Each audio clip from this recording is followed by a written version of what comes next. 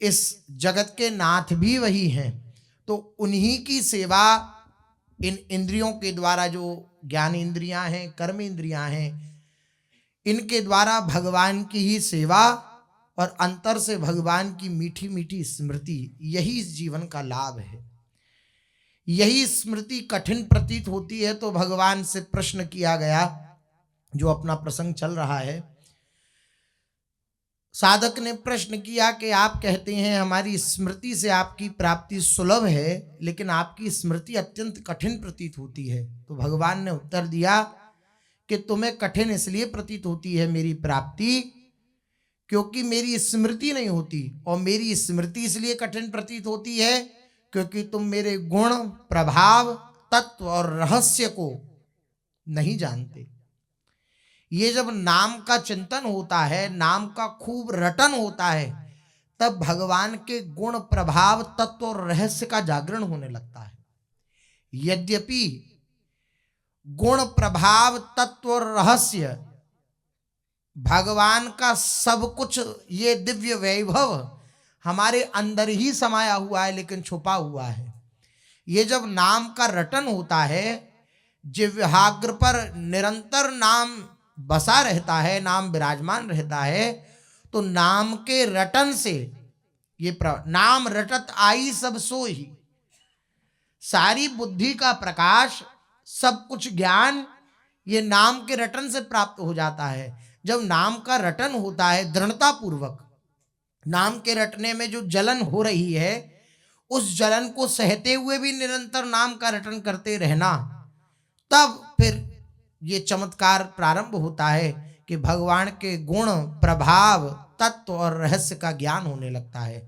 और जब भगवान के गुण, भगवान के प्रभाव, भगवान का तत्व और रहस्य, इसका ज्ञान होने लग जाए तो भगवान का निरंतर चिंतन बनने लगता है। यही कारण है कि हम भगवान का निरंतर चिंतन नहीं कर पाते, जो कि भगवान ने कहा कि मेरे गुण, प्रभाव, तत्व और रहस्य को न जानने के कारण ही निरंतर मेरा चिंतन करना कठिन प्रतीत हो रहा है। वास्तव में वे कठिन नहीं है। निरंतर भगवान का स्मरण होने में कठिनता यही है कि हम भगवान के गुण की स्मृति नहीं करते। कैसे भगवान शीलवान हैं, कैसे भगवान वात्सल्य समुद्र हैं, कैसे भगवान अपने भक्तों पर कृपा करते हैं, कैसा भगवान का प्रभाव है। ये सचराचर संसार ये भगवान के प्रभाव से ही तो प्रभावित है। मद भयात वाति वातो यम सूर्यस्तपति मद भयात वर्षतेन्द्रो दहत्यग्नि मृत्युश्चरति मद भयात। भगवान के प्रभाव से प्रभावित है ये सब। तो ये जहां भी हमारी दृष्टि जाए, सूर्य को देखा, चंद्रमा को देखा, एक अलौकिक वस्तु संसार में देखी, तो हमारी आंतरिक दृष्टि कहाँ जाए, देखो ये भगवान का प्रभाव है। संसार उसे बंधन में डालने वाला होता है जो संसार का चिंतन करता है। अन्यथा संसार में रहते हुए भी, संसार की प्रत्येक वस्तु परिस्थिति में रहते हुए भी भक्त का चिंतन भगवान में लगा रहता है। क्यों? क्योंकि प्रत्येक वस्तु परिस्थिति में वे भगवान के प्रभाव और गुण का दर्शन कर रहा है। वे कहीं प्रभाव देख रहा है तो उस व्यक्ति विशेष से प्रभावित नहीं हो रहा।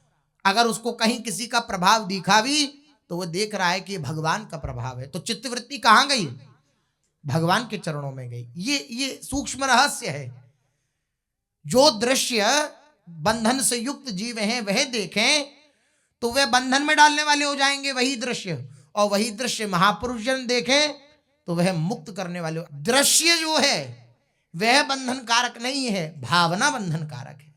हमारी स्मृति बंधन कारक है। जब समस्त सचराचर में अपने प्रभु का ही गुण, अपने प्रभु का ही प्रभाव, अपने प्रभु का ही तत्व के तत्व रूप से सब श्री हरि ही विराजमान है सर्वत्र, और अपने प्रभु का रहस्य ही जान ले कि सचराचर में, जैसा भगवान ने वर्णन किया कि मेरा रहस्य क्या है, मनुष्याकार में या अवतार लीला में मैं ही मैं हूं, सर्वत्र व्याप्त हूं, ये रहस्य है। इस रहस्य को जानते हुए जो निरंतर भगवान की स्मृति करता रहता है, उसकी स्मृति में कोई बाधा उत्पन्न नहीं होती। और जब स्मृति में बाधा उत्पन्न नहीं होती तो भगवान की जो बात है कि हमारा मिलना सहज है, ये बात पूर्ण रूपेण ठीक हो जाती है। क्या? कि हमारा मिलना सहज है किसको? जो हमारा चिंतन करता है, चिंतन कब होता है? जब भगवान के गुण, रहस्य, तत्व आदि का हम स्मरण करते हैं। उनका स्मरण हुआ तो भगवान की सन्निधि का अनुभव होने लगा, भगवान हमारे निकट हैं ये अनुभव होने लगा। अब जब भगवान ने अपने गुण, प्रभाव, तत्व और रहस्य का विस्तार से वर्णन किया, कल अपने लोगों ने श्रवण किया था, तो फिर प्रश्न किया साधक ने कि आपने ये जो अपने गुण बतलाए, अपना प्रभाव बतलाया, अपना तत्व बतलाया, अपना रहस्य बतलाया, इस सब को कैसे जाना जाए? जाने कैसे? सुन तो लिया, सुना भी दिया, लेकिन इसे जाने कैसे?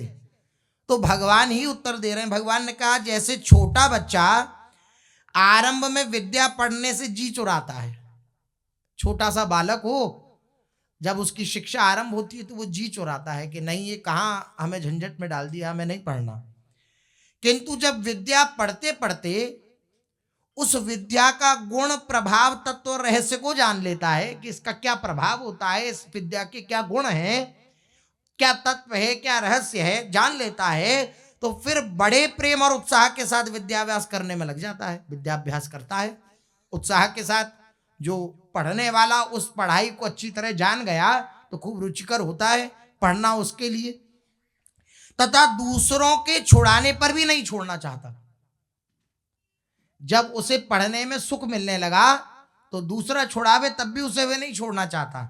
वैसे ही सत्संग के द्वारा, भगवान कह रहे हैं, वैसे ही सत्संग के द्वारा मेरे भजन, ध्यान आदि का साधन करते करते मनुष्य मेरे गुण, प्रभाव, रहस्य को जान सकता है। प्रारंभ में रुचिकर नहीं लगेगा, लेकिन जब उसी भजन अभ्यास को करता रहे, जो गुरुदेव के द्वारा प्रदत्त भजन प्रणाली है, उपासना पद्धति है, उसी को सांगोपांग अपने जीवन में धारण करते, मन मार के, मन की बात न सुनकर, मन जलावे तब भी उसकी जलन को सहन करते हुए कोई धीर पुरुष इस स्थिति को पार कर सकता है, धैर्यवान पुरुष।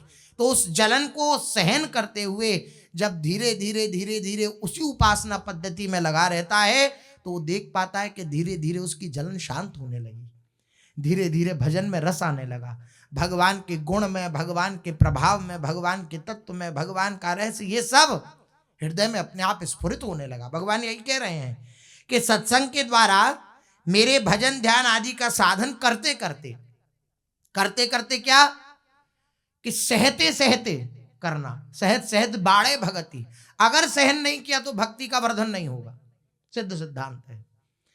अगर सहनशील उपासक नहीं हुआ तो भक्ति का वर्धन नहीं होगा। श्री उड़िया बाबा जी ने 4 साधन भगवत प्राप्ति के बतलाई। उड़िया बाबा महाराज ने कहा, पहला भगवान नाम जप, दूसरा भगवान पर विश्वास, तीसरा सर्वत्र भगवान का दर्शन, चौथी बात श्री बाबा जी ने कही सहनशीलता। ये अवश्य, जो सहनशील नहीं होगा उसको भगवत प्राप्ति नहीं होगी। इसलिए सेवक जी कह रहे हैं, सहत सहत बाड़े भगति, ग्रहतन गुरु हितगार, ग्रहतन गुरु हितगार, हार अपनी कर्मानत। ये जो सहता है उसी की भक्ति का वर्धन होता है। यहां सहने की बात छोड़िए, प्रकट में कोई प्रतिकूलता आ जाए उसे सहन करना, ये तो बहुत बड़ी बात है। वृत्ति में प्रतिकूल चिंतन हो जाए उसको सहन करना कठिन हो जाता है। वृत्ति में काल्पनिक अगर वृत्ति जागृत हो जाए, कल्पना में कुछ जागृत हो जाए कि ऐसा हो सकता है, वो अमुक व्यक्ति मेरे साथ ऐसा कर सकता है, मेरे साथ ऐसा व्यवहार हो सकता है, उस कल्पना को हम सहन नहीं कर पाते, उसका प्रभाव हमारे चित्त पर पड़ता है। ये हमारी स्थिति है। और स्थिति कैसी चाहिए? अंतर या बाह्य, कैसी भी परिस्थिति आए, सुखद या दुखद, उसको सहन करना। अच्छा, दुखद के प्रति तब भी सावधान साधक की दृष्टि रहेगी, लेकिन सुखद के प्रति फिर भी दृष्टि नहीं रह पाती। सुख को भी सहन करना। सुख को सहन करने का अर्थ क्या है? सुख से प्राप्त होने वाला विकार हर्ष, ये हृदय में व्यापे नहीं। सुख में फूले नहीं, दुख में भूले नहीं। सुख में फूलन नहीं आवे और दुख में विस्मरण ना हो, भगवान का स्मरण बना रहे। अच्छा, सुख में हर्ष रूपी विकार कब नहीं आएगा? जब सुख में भी भगवत स्मृति बनी रहेगी। अपना आनंद का स्वरूप वह भगवान का भजन मानेगा कि अगर मैं भगवान का भजन कर रहा हूं तो यही मुझे आनंद प्रदान करने वाला है। संसार की अनुकूल परिस्थिति मुझे सुख प्रदान नहीं कर सकती है। वह सुख प्रदान कर रही है, लेकिन ऐसा सुख है वो जैसे पानी का बुलबुला। पानी का बुलबुला कितनी देर टिकता है, ऐसा ही है वह सुख। ऐसी भावना हृदय में धारण करके तब भगवान की स्मृति, भगवान का स्मरण, भगवान का ध्यान, भगवान का चिंतन हो तो बात बन जाए। भगवान कह रहे हैं वैसे ही सत्संग के द्वारा मेरे भजन ध्यान आदि का साधन करते करते मनुष्य मेरे गुण प्रभाव रहस्य को जान सकता है। ऐसा नहीं कि नहीं जान सकता, जान सकता है। भगवत चिंतन के द्वारा भगवान की स्मृति से युक्त हुआ तो भगवान की कृपा से भगवान के गुण प्रभाव रहस्य को जान सकता है, क्योंकि भगवान के गुण, भगवान का प्रभाव, भगवान का तत्व, भगवान का रहस्य ये मानुषी बुद्धि के द्वारा नहीं जान सकते। राम अतर्क बुद्धिमन वाणी, बुद्धि मन और वाणी के द्वारा अतर्क है, कोई इनके द्वारा तर्क प्रदर्शित करके भगवान की सत्ता को दिखलाना चाहे तो नहीं दिखला सकता। कोई अपनी बुद्धि के द्वारा समझना चाहे भगवान को तो नहीं समझ सकता। वह कृपा करें, वह बुद्धि में आ जाएं। श्री हरिवंश सुप्राण सुमन हरिवंश गणिजय, श्री हरिवंश सुबुद्धि बरण हरिवंश नाम जस। श्री हरिवंश ही बुद्धि बन जाए, श्री हरिवंश ही मन बन जाए, भगवान ही मन बन जाए, भगवान ही बुद्धि बन जाए तो बात बन सकती है। मन बुद्धि की उधर पहुंच नहीं है। मनहु न भेदी तहां, श्री तुलसीदास जी कह रहे हैं मनहु न भेदी तहां, मन भी वहां का भेद प्राप्त नहीं कर सकता है। तो कैसे प्राप्त हो, वह आ जाए, हम तो नहीं पहुंच सकते, वो आ जाए। इत बौना आकाश फल चाहत है मन माही, तो ताको एक कृपा बिना और जतन को नहीं। एक ही जतन है, क्या? कृपा। आकाश में फल लगा हुआ उसे नहीं तोड़ सकते, आकाश में लगा हुआ फल कृपा करे और खुद टूट के नीचे आ जाए तो वह रस प्राप्त किया जा सकता है। इसी प्रकार ये मन बुद्धि इन रहस्यों को नहीं जान सकते हैं, भगवत रहस्यों को, भगवत प्रभाव को, भगवत गुण। अब भगवत लीला का श्रवण ये त्रिगुणातीत है। नाम रूप लीला धाम ये त्रिगुणातीत है। भगवान के लीला का गायन श्रवण ये त्रिगुणातीत है। जब ये श्रवण किया जाएगा तो फिर भगवान के जो दिव्य प्रभाव है, भगवान को जो दिव्य तत्व है, भगवान के जो दिव्य गुण हैं और भगवान का जो रहस्य है वे सब धारण किया जा सकता है, जानने में आ सकता है। इसलिए भगवान ने कहा कि जो भजन परायण है, सत्संग के द्वारा मेरे भजन ध्यान आदि का साधन करते करते जब अहंकार गलित हुआ, अहंकार मेरे चरणों में समर्पित हुआ तो मनुष्य मेरे गुण प्रभाव रहस्य को जान सकता है। फिर उसे ऐसा आनंद और शांति प्राप्त होती है कि वे उस भजन साधन को छुड़ाने पर भी नहीं छोड़ता। दिए मानम न गृहणंती बिना मत सेवनम जना। मैं भी कुछ अगर उस उपासक को देना चाहूं, उस भक्त को देना चाहूं कि भाई तू ये ले और आनंदित रहे, सुखी रहे, तो वो आनंद और शांति केवल मेरे भजन में मानता है, मेरी स्मृति में मानता है, मेरी याद में मानता है। मैं कुछ भी देने का प्रयास करूं तब भी वो उसे ग्रहण नहीं करता। दिए मानम न गृहणंती बिना मत सेवनम जना। आपका चिंतन होता रहे, आपके द्वारा जो ये सब यंत्र दिए गए हैं, इन यंत्रों के द्वारा आपकी ही सेवा होती रहे, इन इंद्रियों के द्वारा आपका स्मरण बना रहे, इसके सिवा मुझे कुछ नहीं चाहिए। ये भक्त की स्थिति होती है। इसलिए भगवान कह रहे हैं अभी तो मन पकड़ नहीं रहा, लेकिन सत्संग के प्रभाव से करते करते, करते करते का अर्थ वही पूर्व, सहते सहते, करते करते, सहते सहते जब एक स्थिति ऐसी आ जाती है कि अब अहंकार गलित हो गया, तब भगवान के दिव्य प्रभाव और दिव्य स्वरूप का, रहस्य का, तत्व का, गुण का ये सब चिंतन हृदय में होने लगा। फिर मन से कहा जाए कि तू छोड़ दे, भगवान का स्मरण मत कर, तो ये बात भी नहीं माने। अभी ये नहीं मान रहा कि भगवान का स्मरण कर, ये भी नहीं मान रहा है। एक समय ऐसा भी आएगा गुरु कृपा से, हरि कृपा से, कि मन से कहा जाएगा तू भगवान का स्मरण मत कर, तो वो नहीं मानेगा। वो कहेगा नहीं, मैं नहीं जी सकता, भगवान के स्मरण के बिना मैं नहीं रह सकता। गोपीजन अपने गृह कार्यों को कर रही हैं और बार बार मन को गृह कार्य में लगाना चाह रही हैं, लेकिन नहीं लगता। तो वो कह रहे हैं अरे थोड़ी देर मत कर, श्री कृष्ण का चिंतन मत कर। नहीं नहीं नहीं, हम नहीं रह सकती बिना कृष्ण चिंतन के। देखिए भ्रमर गीत में भ्रमर के सामने कह रही हैं अरे श्री कृष्ण की वार्ता मत करो और श्री कृष्ण ही क्या, किसी भी काली वस्तु की वार्ता मत करो, किसी भी काली वस्तु की वार्ता मत करो। फिर धीरे से विकल होती हैं गोपीजन और कहती हैं कि नहीं नहीं, हम रह नहीं सकती बिना कृष्ण चिंतन के, बिना कृष्ण कथा के हम रह नहीं सकती। क्या हुआ? अब मन कृष्णाकार हो गया, अब मन भगवदाकार हो गया। अब चाहे भी तब भी नहीं छोड़ा। सूरदास कारी कामर पे चढ़े ना दूजो रंग, जैसे कारी कमली पे दूसरा रंग नहीं चढ़ सकता, इसी प्रकार एक बार इस भजन प्रणाली में चित्त डूब गया तो छुड़ाने पर भी चित्त विलग नहीं होगा। तो इसका इंतजार करना है। क्या इंतजार करना है, कैसे इंतजार करना है? सहते हुए इंतजार करना है, सब कुछ सहते हुए। सब कुछ सहते हुए। हर एक गम तुम्हारा सहेंगे खुशी से, हर एक गम। कैसी विलक्षण स्थिति होती है एक प्रेमी की। वो कह रहा है कि हर गम, कोई भी कष्ट हो, कोई भी पीड़ा हो, उसे दुखी होकर नहीं सहेंगे। अब प्रतिकूलता है तो अब भगवान ने सिद्धांत भी जारी किया है कि सहो तो सहना ही पड़ेगा। इसमें अभी पूर्ण अपनी रजामंदी नहीं है, लेकिन प्रेमी की रजामंदी होती है। सहेंगे खुशी से और करेंगे न शिकवा कभी भी किसी से, किसी से भी कोई शिकवा, कोई शिकायत नहीं करेंगे। सब कुछ सहेंगे, सब कुछ सहेंगे। बहुत कठिन है, बहुत कठिन है सहना। मुस्कुराहट के साथ कहना आसान है, सहना बहुत कठिन है। सहना बहुत कठिन है। जो सह गया वो जीत गया, वो विजय को प्राप्त कर गया। सहना ही तो कठिन है। काम क्रोध आदि विकारों की जलन सहन करना, बाहर की अनुकूलता प्रतिकूलता सहन करना, अंदर की अनुकूलता प्रतिकूलता सहन करना कोई साधारण बात थोड़ी है। वही सह सकता है जिसने अपना दृढ़ लक्ष्य बना लिया है भगवान की प्राप्ति। अन्यथा बड़ा कठिन है ये अहंकार बार बार अपना फन फैला करके, और जहां सहन करने की बात आती है वहां ये अहंकार उस सहन करने की जो भगवान ने दिव्य विधान लीला बनाई, उसको तुरंत फण फैला करके, फुसकार मार करके उस विधान को एकदम तिरस्कृत कर देता है। ये अहंकार की चाल है। लेकिन भगवान कृपा करें और भगवत प्राप्ति का दृढ़ लक्ष्य हो, हृदय में ये बना रहे कि अगर मैं सह गया तो मुझे श्री जी मिलेंगे। सहते हुए कभी ये स्मरण आता है? नहीं आता। कोई गाली दे सामने से तो ये स्मरण आता है कि अगर मैं ये सह गया तो मुझे लाडली जो मिलेंगे? नहीं आता। क्यों? भगवत प्राप्ति की विकलता जीवन में नहीं है।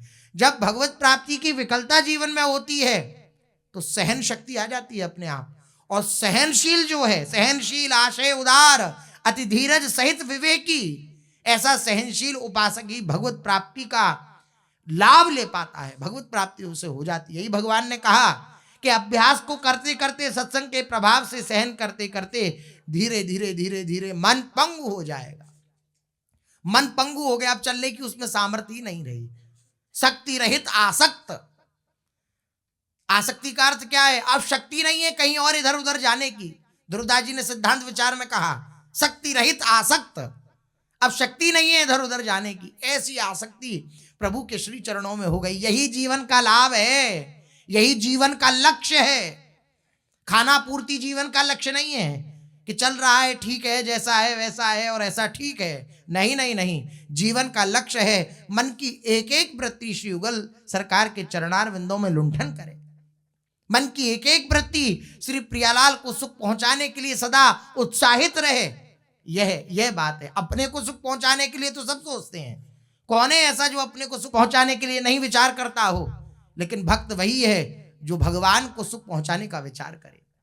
ये प्रेम का मार्ग है। इसलिए ये प्रेम को पंथ है आई सखी या नैकु सयानप बाक नहीं। ये जो प्रेम का पंथ है, प्रेम का मार्ग है, या थोड़ा सा भी सयानापन, अपनी बुद्धि की चातुरी, ये बुद्धि की चातुरी जो है ये नष्ट कर देगी।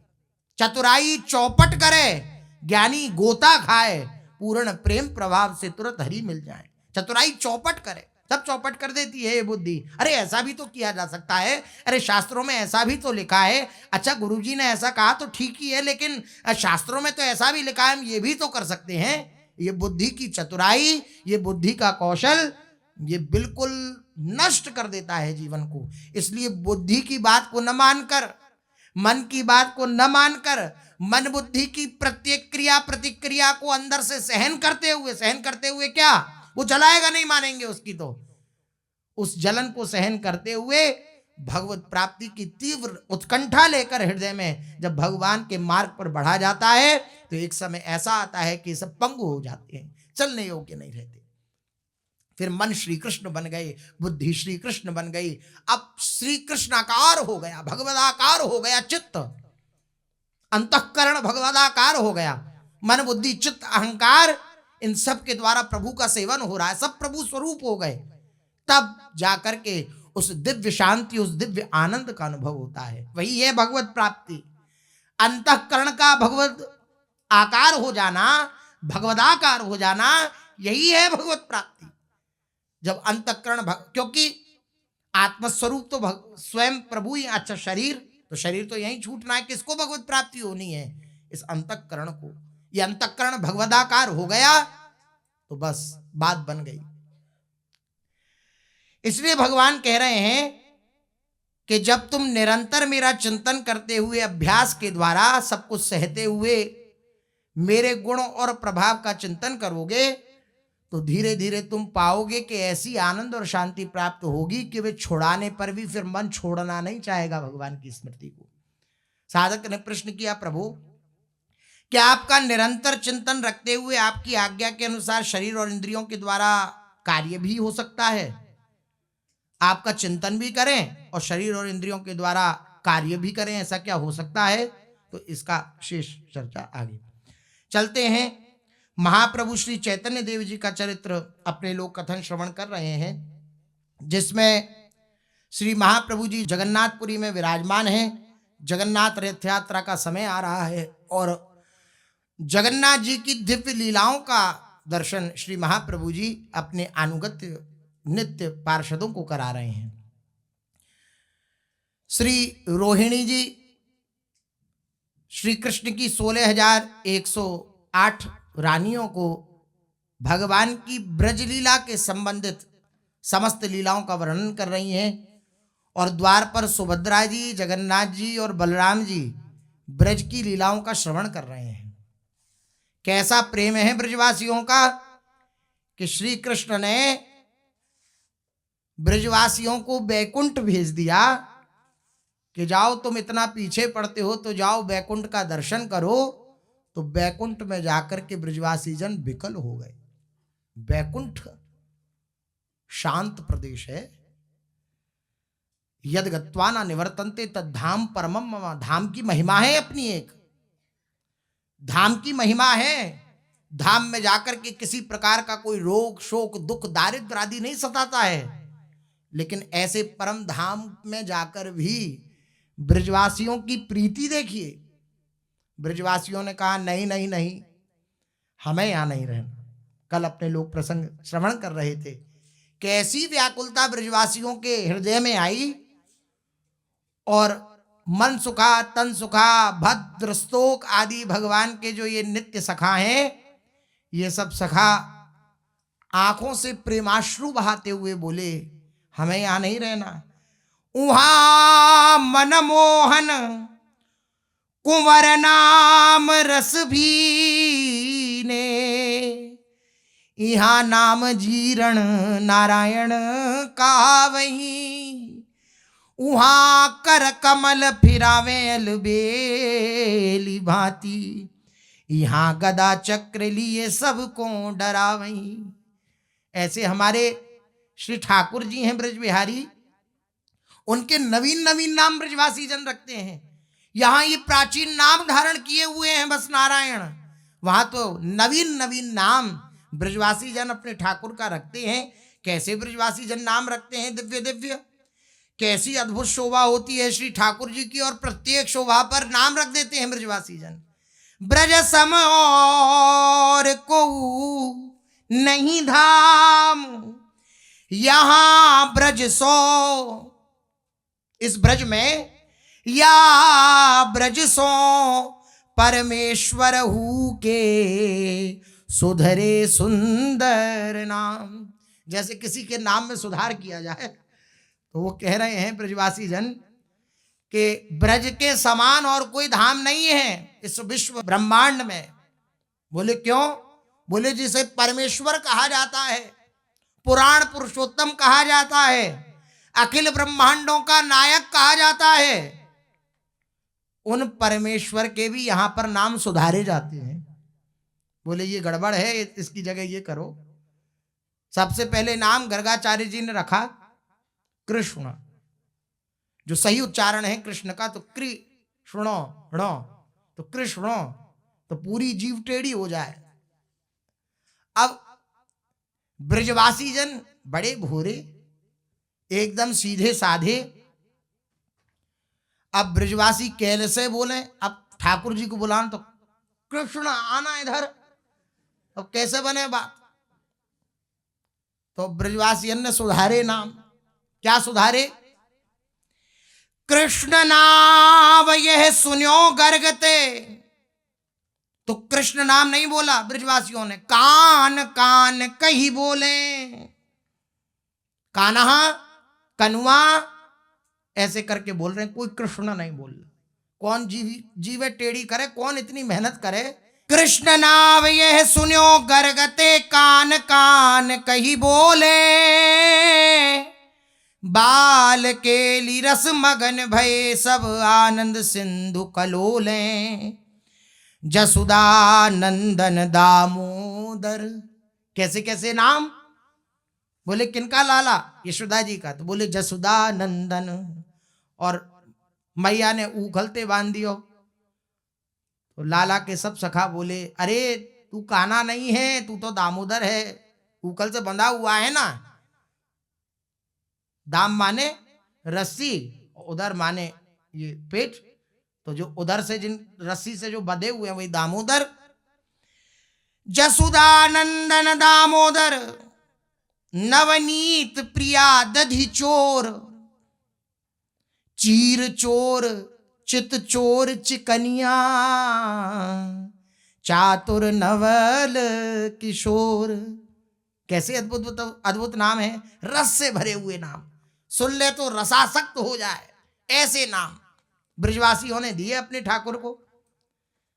राधा चंद चकोर सांवरो, राधा चंद चकोर सांवरो, गोकुल चंद दधि दानी। श्री वृंदावन चंद चतुर चित प्रेम रूप अभिमानी। राधा रवण श्री राधा वल्लभ, राधा कांत रसाल। वल्लभ सुत गोपी जन वल्लभ, गिरवरधर छवि जाल। आहा, कैसे दिव्य दिव्य नाम है। एक एक नाम में भगवान की दिव्य दिव्य लीला छुपी हुई है, लीला परक नाम है ये। प्रत्येक नाम भगवान की लीला की स्मृति कराने वाला नाम है जो ब्रजवासियों ने दिए। आहा, वल्लभ सुत गोपी जन वल्लभ, गिरवरधर छवि जाल। रास बिहारी रसिक बिहारी, कुंज बिहारी श्याम। विपिन बिहारी बंक बिहारी, अटल बिहार अभिराम। छैल बिहारी लाल बिहारी, बनवारी रसकंद। गोपीनाथ मदन मोहन पुनवंशीधर गोविंद।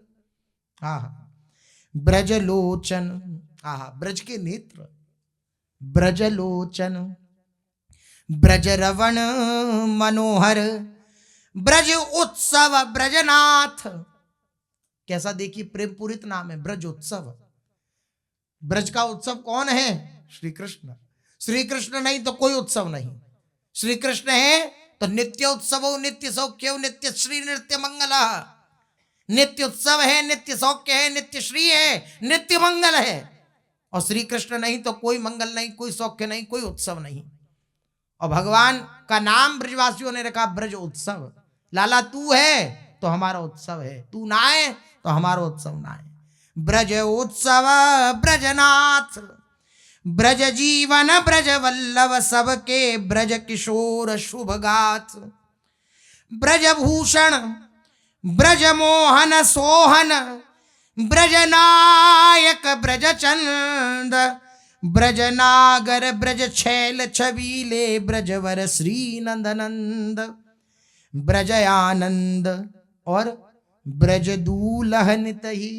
आहा, ये नित्य दूल्हा हैं, ब्रजमंडल के नित्य दूल्हा हैं। देखो प्रथम रसिया क्या है होरी का, ब्रज को दिन दूल्हा रंग भर्यो, ब्रज को दिन दूल्हा, ब्रज दूल्हा हैंगे और ब्रज दुल्हन हमारी लाडली जो ब्रज दूल्हा श्री सांवरो, ब्रज दुल्हनी वृषभानु किशोरी, ब्रज आनंद ब्रज दूल्हा नितही, अति सुंदर ब्रज बाल, ब्रज गौगन के पाछे आछे सोहत ब्रज गोपाल, ब्रज सनमंधी नाव लेत ये, ब्रज की लीला गावे, नागरी दास ही मुरली वारो, ब्रज को ठाकुर भावे।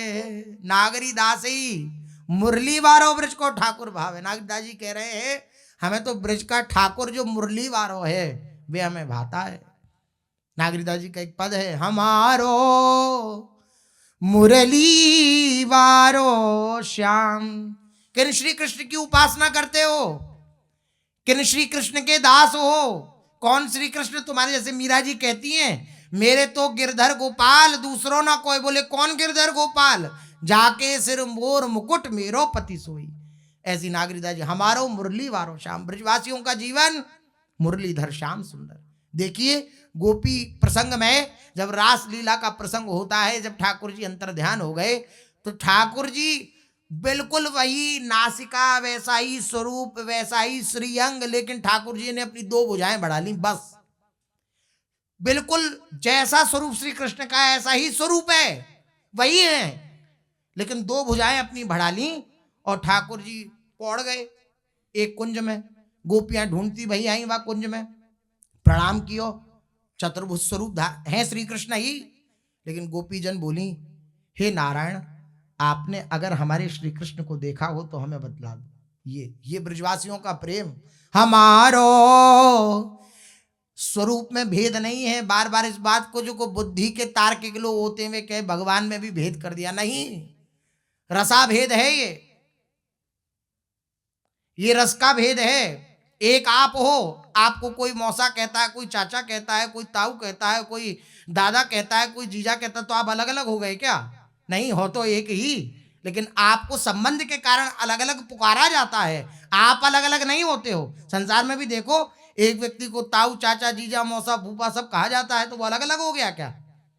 नहीं, एक ही व्यक्ति है, लेकिन सबका अलग अलग संबंध होने के कारण अलग अलग पुकार। इसी तरह भगवान तत्वतः एक ही है, लेकिन अलग अलग सबने संबंध स्वीकार किया, तो उस प्रकार से उनको अनुभव होता है। तो ऐसा नहीं कि भगवान में भेद किया जा रहा है। भगवान बिलग हैं कि जगन्नाथ जी और द्वारिकाधीश और मथुराधीश और ब्रजाधीश, इन सब में भेद कर दिया क्या? नहीं, ब्रजवासियों के लिए ब्रजाधीश सर्वोपरि हैं, द्वारिका निवासियों के लिए द्वारिकाधीश सर्वोपरि हैं, और जगन्नाथपुरी निवासियों के लिए जगन्नाथ जी सर्वोपरि हैं। लेकिन हमें ये मानना है कि हम किस भावना की उपासना में, उसके अनुसार अपने गुरुदेव ने जो उपासना पद्धति दी है उसके अनुसार संबंध स्वीकार करना चाहिए। भगवान तत्वतः एक ही हैं, इसलिए जो संबंध स्वीकार किया है संबंधानुगा भक्ति है।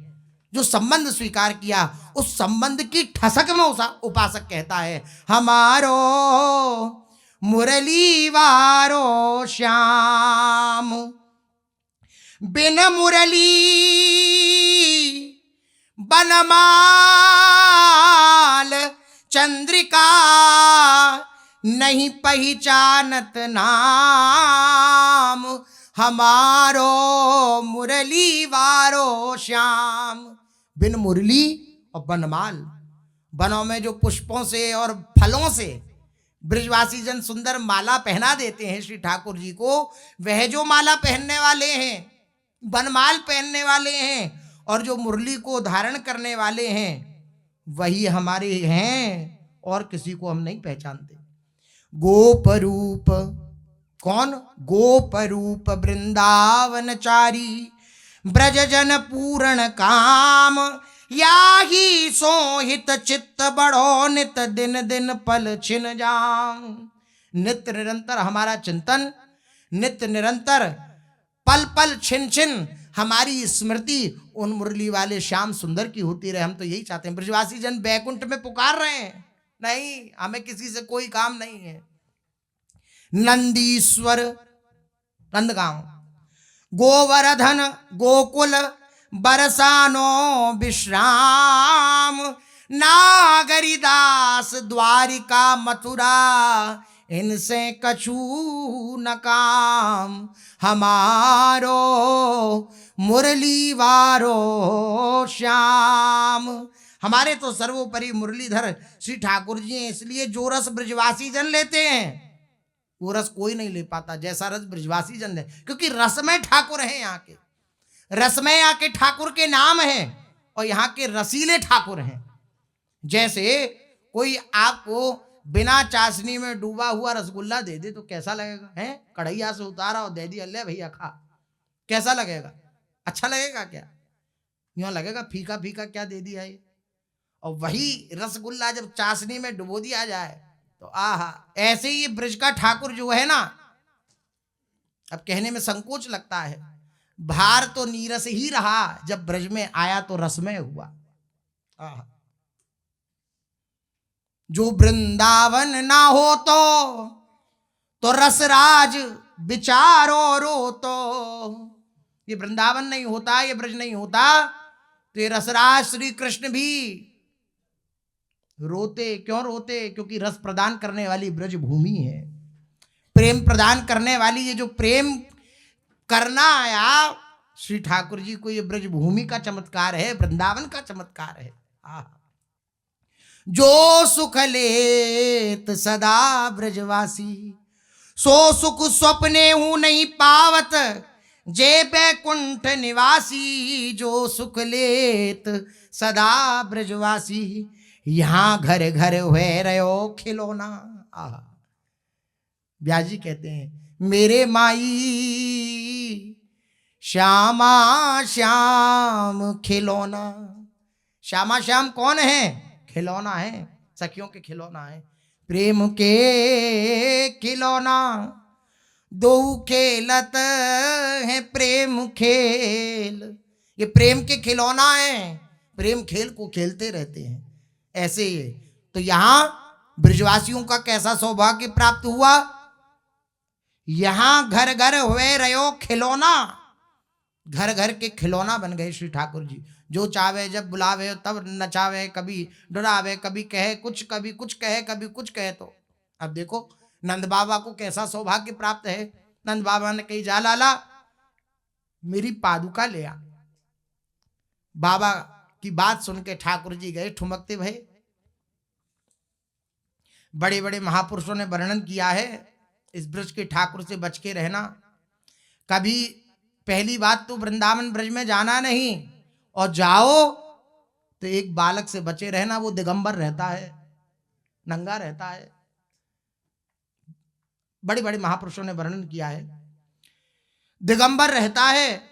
अगर उसके प्रति दृष्टि पड़ गई और उसने तेरी तरफ देख लिया तिरछी नजर से, तो किसी काम का नहीं रह जाएगा। हाँ,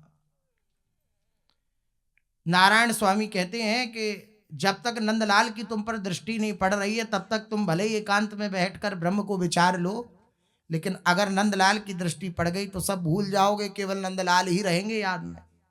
ये ब्रज का ठाकुर है। अब ठाकुर जी गए ठुमकते हुए, करधनी पहन रखी है, और गए नंद बाबा की पादुका लाई। पादुकाएं देख रहे हैं नंद बाबा की, और अपने मस्तक पर धारण करते यहाँ, और मस्तक पर धारण करते ठुमकते ठुमकते, लो बाबा लो बाबा ले आया मैं पादुका। अब बाबा आनंद विभोर हो रहे हैं, गले से चिपटा लिया श्री ठाकुर जी को, आलिंगन किया। अरे लाला तू मस्तक पे धर के लाए हो मेरी पादुकान ने। बड़े बड़े देवता आश्चर्यचकित हो रहे हैं कि जिनकी पादुका को रखने वाली चौकी को हम प्रणाम नहीं कर पाते हैं, दर्शन नहीं कर पाते हैं, डरते हैं, पास जाने में डरते हैं, वे नंद बाबा की पादुकाओं को मस्तक पर धारण करके और बाबा के पास लेके जा रहा है। और बाबा उत्साहित कर रहे हैं तो उत्साहित हो रहे हैं लालजू महाराज, हाँ बाबा में लायो, हाँ बाबा में लायो। ये ब्रज को ठाकुर है, यहां घर घर भय रहो खिलौना, जगत कहत जाको अविनाशी। बड़े बड़े जोगी यति भी जिसको अविनाशी कहते हैं वो यहां घर घर का खिलौना है। नागरी दास विश्वते न्यारी, लग गई लूट हाथ सुख राशि, जो सुख लेत सदा ब्रजवासी। और बड़ी विलक्षण बात, तन सुखा मन सुखा सब खड़े हैं बैकुंठ में, और एक ने गौर करके कही बैकुंठनाथ की तरफ देख के, यहां या की शोभा ना है रही जो ब्रज में या की शोभा हो। अरे ये कैसी बात है। मनसुखा बोलो, ब्रज ही ते है हरि की शोभा, इस ब्रजमंडल से हरि की शोभा है, शोभायमान है। बैन अधर छवि भय त्रिभंगी, सो वही ब्रज के वास की गोभा, ब्रज ही ते है हरि की शोभा। ब्रजवन धात विचित्र मनोहर, गुंज पुंज अति सोहे, ब्रज मोरन की पंख शीश पर, ब्रज जुवती मन मोहे। ब्रज रजनी की लगत अलक पे, ब्रज द्रुम फल उर्माल। कैसी इन्हें ब्रजरज नीकी लगती है, इतनी नीकी लगती है कि इन्होंने ब्रह्मा जी की बुद्धि पलट दी ब्रजरज को चाखने के लिए। देखो कौन किसकी बुद्धि पलट सकता है, और साक्षात ब्रह्मा जी वो मोहित हो सकते हैं कि ब्रह्मा जी ने स्तुति करी है। और आप देखिए ब्रज के रसिकों की वाणियां अगर दर्शन करें तो जब ठाकुर जी का प्रादुर्भाव हुआ है तो ब्रह्मा जी दर्शन करने आए हैं।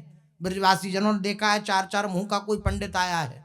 लीला आती है नंदलाल के उत्सव की, कौन भ्रमित कर रहा है बुद्धि को, इन्होंने ही करी है। क्यों करी है? ब्रज रस से प्रेम।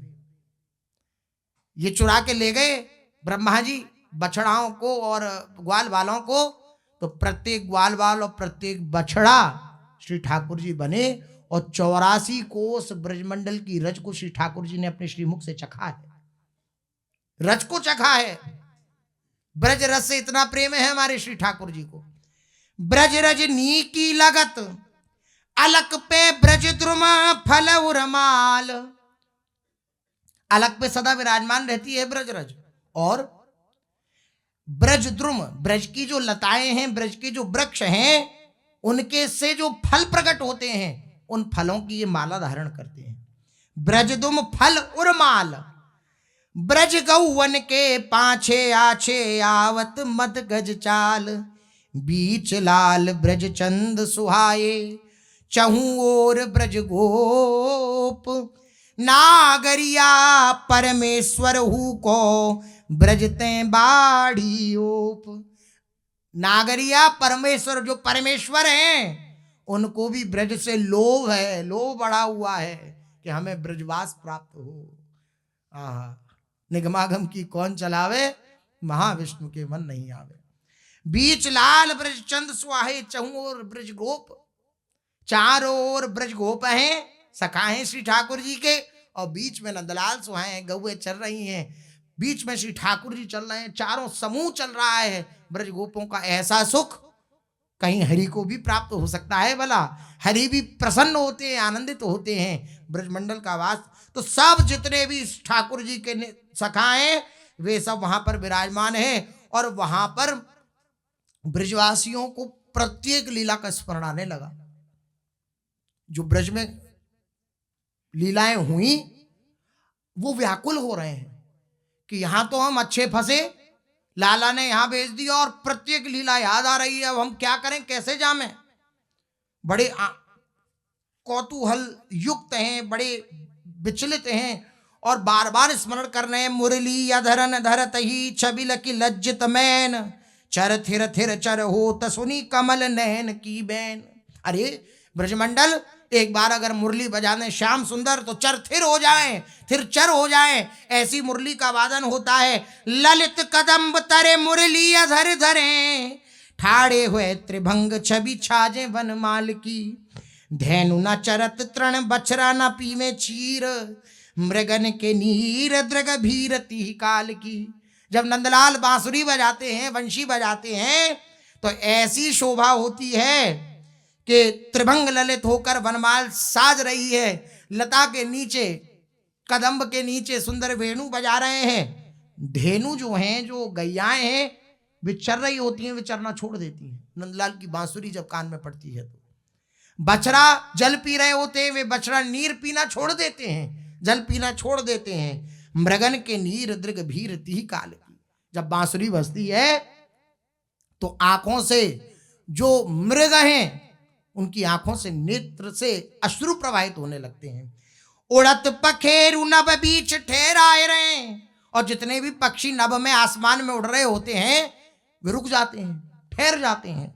नागर विवश गति जुवत न जाल की, जमुना गवन थकी थकी के पवन रहे। बाजे जब वृंदावन बंशी नंदलाल की। जब वृंदावन में नंदलाल की वंशी बजती है तो जमुना जी का गवन रुक जाता है, जमुना जी बहना बंद कर देती हैं। पवन थकी थकी के पवन रहे, पवन भी, वायु भी रुक जाती है। बोले जीते कैसे हैं? अरे ब्रजवासियों का जीवन श्री कृष्ण है, पवन थोड़ी है।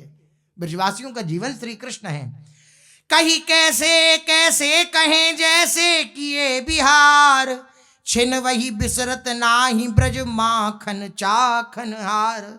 हमें क्षण भर के लिए भी वो ब्रज विस्मरण में नहीं आ रहा है, जहां पर माखन को चखने वाले श्री ठाकुर जी विराजमान है, उनका विस्मरण नहीं हो रहा है। बन, और एक सखा बोलो, अरे लाला तो वो नहीं याद, बन भोजन लीला ललित की विधि बिसरी जाही, बिन गोपाल बैकुंठ बसी कहो कौन संग खाई।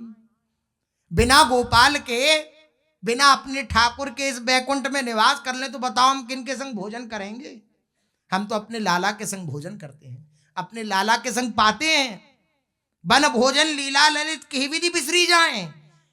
ये बन भोजन जो श्री ठाकुर जी के साथ हुआ, ये सब लीलाएं कैसे विस्मरण में आ सकती हैं? यहाँ बैकुंठ में हम किसके साथ खाएंगे? यहाँ कहाँ नंद वो यशोदा मैया करुणा में, और हूं न को करैया पुंज पाक की। कौन बनावे गो यहाँ बढ़िया बढ़िया भोजन? गोवर्धन कहाँ कहाँ खेलन की ठोरे आछी। यहाँ खेलने के लिए भी स्थान नहीं है, हम कहाँ खेलेंगे? देखिए ब्रजवासी जन कैसे आ सकते हैं अपने श्री ठाकुर जी से, नहीं कहीं रुचता है उन्हें कहीं भी जाना। ब्रज शोभा कहन न सकत होत बाक की, नागर हंसी भोजन करें नंदलाल प्यारे। पीत पटवारे छवि छाजे छाह ढाक की, मुक्त लोक वारू, मुक्त लोक वारू हो तो जब जब निहारू है। गोप मध्य मंडल घमंड लीला छाक की। आहा, ये घमंड है, हम ब्रजवासी हैं, हमें घमंड है, हमारे साथ श्री ठाकुर जी ऐसी लीला करते हैं। मैं अनंत अनंत मुक्त लोक, मुक्ति को प्रदान करने वाले जो ये दिव्य धाम है, इनसे दिव्य धामों को मैं अपने श्री ठाकुर के ऊपर वार देता हूं, लेकिन अपने ठाकुर को नहीं छोड़ सकता। भोजन करी बन बिहरी ब्रज आवत मद गज चाल, सोधन दृग सियरात लकी गोधन संग नंदलाल। जब नंदलाल भोजन आदि करके बाद, और उसके बाद जब अपनी मटकती हुई चाल से गौ आदू के संग, ग्वाल बालों के संग आते हैं, तो उस शोभा का विस्मरण हम कैसे कर सकते हैं? और बड़ी विलक्षण बात कही, ब्रजवासी अभी वैकुंठ में ही है। वो बोले, ब्रज झगड़ो दरिदान को राधा नंद कुमार। ब्रज में झगड़ा होता है, क्या झगड़ा होता है? कल दान लीला सुन रहे थे 42 लीला में, दान लीला होती है। ठाकुर जी कहते हैं दान दो, जा रहे हो इस रास्ते से कर दो, और सब सखियां, और ब्रज लीला के अंतर्गत ग्वाल बाल भी होते हैं, तो वो सब, तो ग्वाल बाल वही कह रहे हैं कि वहां भी झगड़ा होता है राधा और नंद कुमार का। ब्रज झगरो दधि दान को राधानंद कुमार, और झगरत हैं बैकुंठ में द्वारपाल द्विजचार। और यहाँ बैकुंठ में यहाँ बाबा जी आए, सनक सनंदन सनातन सनत कुमार उनसे ही झगड़ लिए। वहां झगड़ा होता है राधा और नंद कुमार का, और लेकिन यहां झगड़ा हो रहा है बाबा जी और पार्षद का। कैसे? गोरस के लेत जहां जो रस प्रकट होत, गोरस माखन दधी आदि, गोरस के लेत जहां जो रस प्रकट होत, सो रस बैकुंठ नाथ हु न जाने भारिये। इते नंदलाल अरु कीरत कुंवरी उते, रूप की घटा सी दूं ओरन निहारिये। बातें अनखीली कहे नैन सन्मान लहे, नागर गहत पट झुकी झिझकारिये। मुक्त लोक बसिवे में सभी बिचारी देखो, दान के लिए कौतुक को कैसे कह बिसारी। चलो सब कुछ विस्मरण कर लें, लेकिन ये दान लीला जो होती है, दान के लिए जो होती है, इसका विस्मरण करके हम कैसे इस मुक्त लोक में रह सकते हैं? नहीं रह सकते भैया। दान के लिए दयादि ब्रज लीला बहु सुखदाय, पै सुधि आवत फाग जब सुधि की सुधि जाए। दान लीला तो जो हुई सो हुई। एक सखा बोलो, ये सब तो तूने लीला तो कहीं, लेकिन लीला को जो सरदार है वह बात नहीं कही तेने। सबसे उत्तम लीला, बोले सब कुछ चल हम भूल भी जाएं या बैकुंठ में निवास करके, लेकिन एक चीज ना भूल सकें। क्या? ब्रज की होली, ये नहीं भूल सकते हम। देखो, दान के लिए आदि ब्रज लीला बहु सुखदाय, पै सुधि आवत फाग जब सुधि आती है कि कैसा फागोत्सव होता है, तो सुधि हु की सुधि जाए। बुद्धि भी बोरा जाती है, बुद्धि भी काम करना बंद कर देती है कि कहीं ऐसो भयो कि लाला भूल जाए और हमें वापस ही ना बुलावे या बैकुंठ थे, तो हम वो फाग को आनंद कैसे ले पाएंगे? फाग मास ऋतु उठत बहु ध्रुव नव पल्लव बाग, जड़हू को रोमांच है बिथा मदन तन जाग। अरे फाग मास जैसे ही आता है, जैसे ही फाग मास की धुंध होरी को डांडो रूपियो जातो है, तब से ही चैतन्य उत्साहित हो। तो बात छोड़ो, जड़हू के रोमांच है, जो जड़ है लता पता गुल्म औषधि आदि, वे भी रोमांचित हो उठती है। ये फाग की लीला है। बरसाने नंदगावती उमके दल दो ओर, समर खेत संकेत में होत फाग युद्ध जोर। फाग का युद्ध होता है और बड़ी दिव्य लीलाएं हैं गुप्त इनमें। जो पे महासर्वो पर राजत बैकुंठनाथ, तो पे कौन काम ऐश्वर्य तेज सो डरे। नंदी सुर बरसानो नाही यहाँ समधानो, फाग बिन लाग बिन ऐसे दिन क्यों भरे। अब यहाँ ऐसे ही दिन बिताने पड़ेंगे।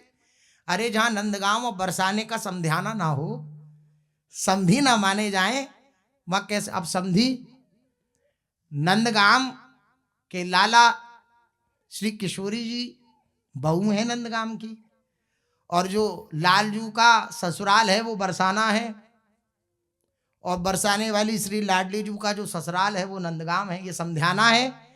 इसी समझाने के कारण इस होली लीला का दिव्य रस प्रकट होता है। अब कैसे समधी बने, कैसे विवाह हुआ श्री लाडली जू और श्री लालजू महाराज का ब्रज में, कैसी दिव्य लीला हुई, कैसे लालजू आनंदित हुए विवाह के लिए, वो सब लीला शेष चर्चा आगे। श्री राधा वल्लभ लाल की।